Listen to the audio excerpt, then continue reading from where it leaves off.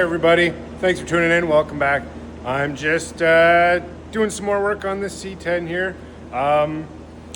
Couple things I found out. Just in a nutshell, do your research whenever you're working on these engines because, the guy that the place we got this from, it was a junkyard, but they told us it was like a really early Gen 3, probably like a 99, 2000s era. So we didn't really do any research on that based on that information. So I ordered parts according to that information. And in the end, it turned out to be wrong information. I ordered these cheap, shitty GM replacement cylinder head bolts, which, we were trying to be cheap, save money, and just use stock style bolts.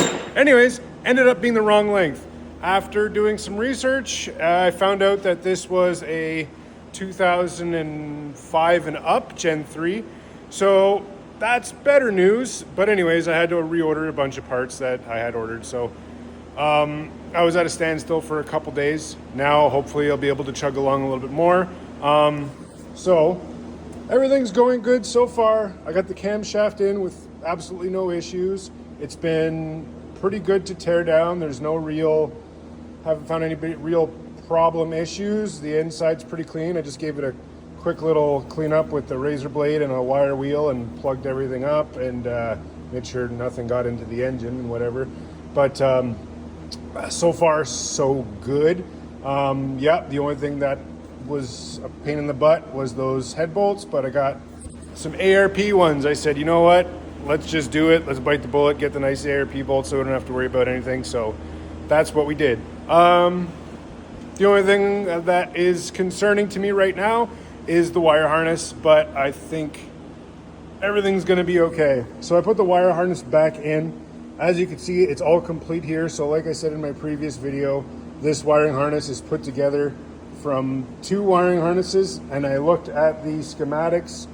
All of the color coding wires are the same from Holley HP to Holley Terminator. So basically with the 2 plugs, all I did was set them on my bench over there side by side and deconstructed the whole thing, took off all of the wrap. By the way, that's probably why these things are so expensive. I'm pretty sure there was at least 9 rolls of black tape in the roll that came from Holley. I sat there. It took me more time to take off the black tape than to actually build the wiring harness. I was thinking in my head, I'm like, oh, but this wiring harness is going to be such a nightmare, and I got to put up the schematics and make sure everything's in the right place. Everything just basically, it was so fast just to pull one wire out and put it in the same slot on the other harness because everything's the same across the board. So that went really quick. It was just, if you ever find yourself in this situation, make sure to have a really sharp X-Acto knife and a lot of patience because taking this thing apart was nothing short of a nightmare, and rebuilding it was literally the easy part, which is what I thought the hard part was going to be. Anyways, so this is where I'm at with this. I'm going to keep chugging along with this today.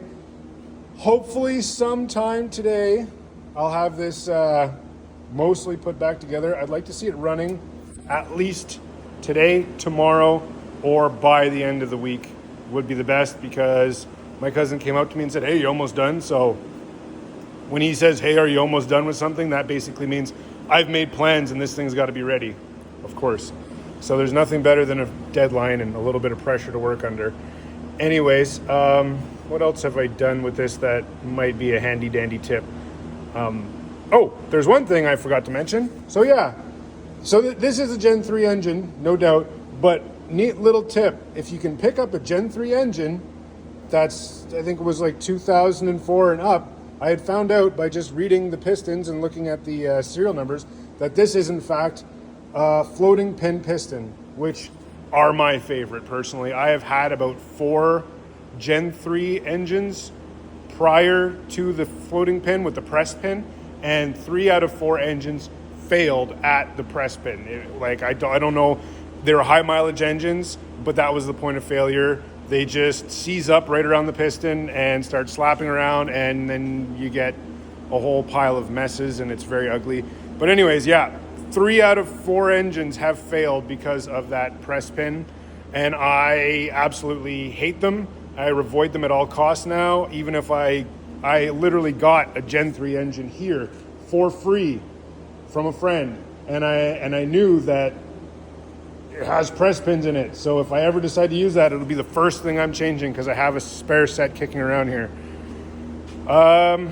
That's about it for now. I'm just working on this throttle body over here as well. We got this cheap throttle body off Amazon. It's like a 92 millimeter.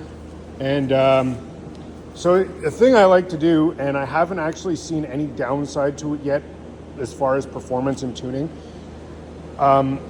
it's hard to find a really long, good throttle cable.